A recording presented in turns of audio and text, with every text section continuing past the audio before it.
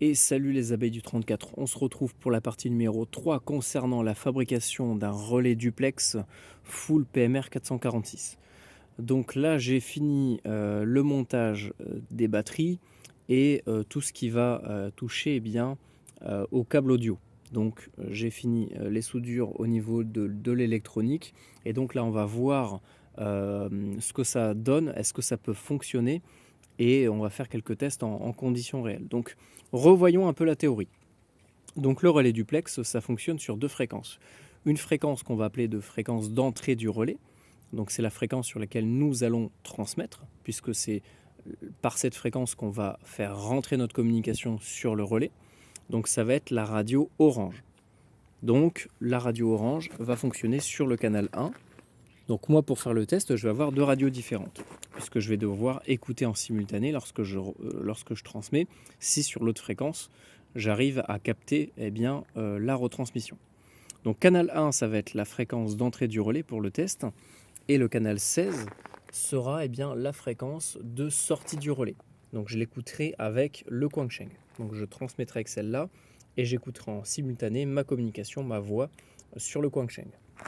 Donc le Baofeng orange, lorsqu'il va recevoir ma communication sur le canal 1, au lieu que ça sorte dans le haut-parleur, ça va partir par le câble audio jusqu'au micro déporté Baofeng. Sauf que le micro déporté Baofeng, j'ai dessoudé le haut-parleur. Et à la place de ça, je suis venu tout simplement brancher le câble qui de base était le câble micro de mon babyphone. Donc le babyphone, lui, cette partie-là, c'est la partie émetteur. Donc c'est ce qu'on va normalement habituellement placer dans la chambre de l'enfant. Donc lui, il fonctionne sur le 40 mégas, donc c'est de la VHF basse. Ce sont des fréquences libres au même titre que le LPD 433, que la Wi-Fi, etc. Donc on a tout à fait le droit de retransmettre là-dessus, surtout que je ne change absolument rien au niveau de l'appareil. Donc lui, il va retransmettre ce que le Baofeng reçoit sur la VHF jusqu'à la partie récepteur, la partie réceptrice plutôt du babyphone. Donc ça, c'est ce qu'habituellement les parents ont dans leur chambre à eux ou dans le salon pour savoir si le petit pleure. Et donc, il faut savoir que ces appareils-là portent sur une centaine de mètres, pas plus.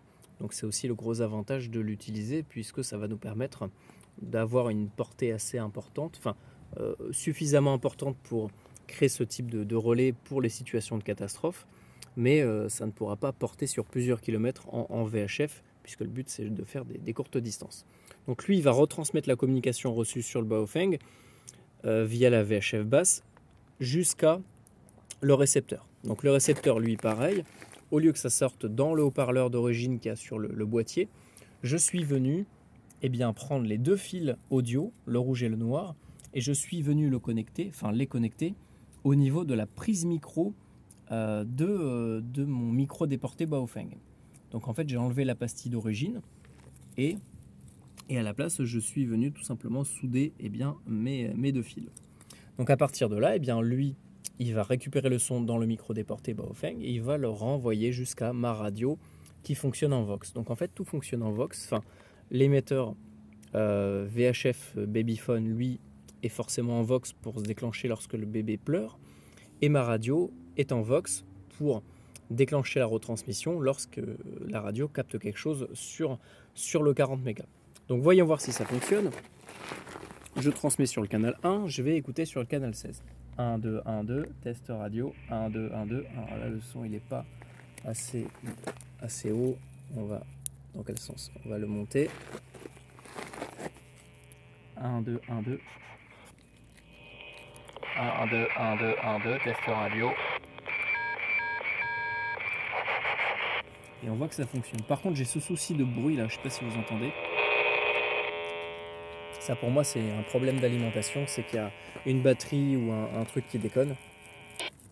Donc je testerai, j'ai d'autres petits babyphones en rab. Pardon. Donc peut-être que ça vient de là. Donc on va reprendre le circuit pour que vous recompreniez bien le fonctionnement. Donc on transmet sur le canal 1. 1, 2, 1, 2. On voit bien que le Baofeng reçoit la communication. Ça passe dans le fil jusqu'au babyphone. Le babyphone retransmet la communication sur la VHF basse. Alors, je vais baisser un peu le son. Jusqu'au babyphone récepteur qui lui renvoie le son à travers le câble dans le Quansheng qui retransmet la communication sur le canal 16. Et donc là, on voit qu'on me reçoit bien sur le canal 16.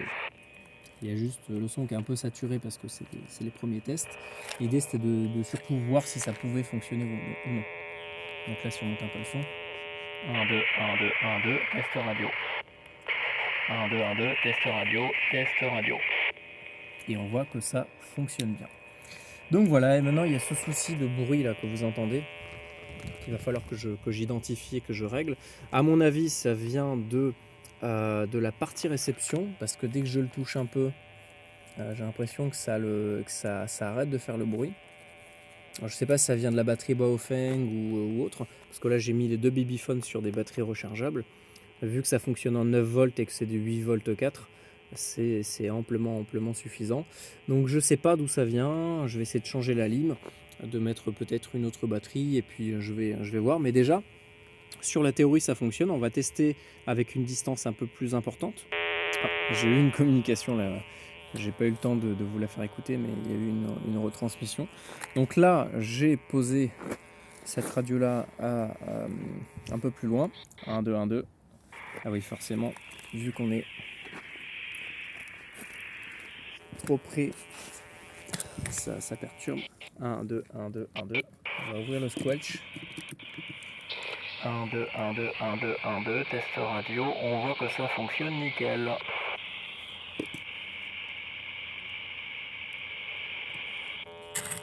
Il y a toujours ce petit grésillement là, je ne sais pas d'où ça vient. 1, 2, 1, 2, 1, 2. Test radio, test radio.